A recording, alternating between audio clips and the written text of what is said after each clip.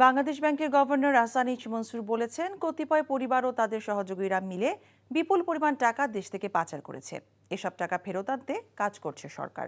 বিকেলে বাংলাদেশ ব্যাংকের চট্টগ্রাম অফিসে এক সংবাদ সম্মেলনে এসব কথা বলেন তিনি। বলেন, মানি লন্ডারিংয়ের ক্ষেত্রে বাংলাদেশ সবচেয়ে বড় ভিকটিম।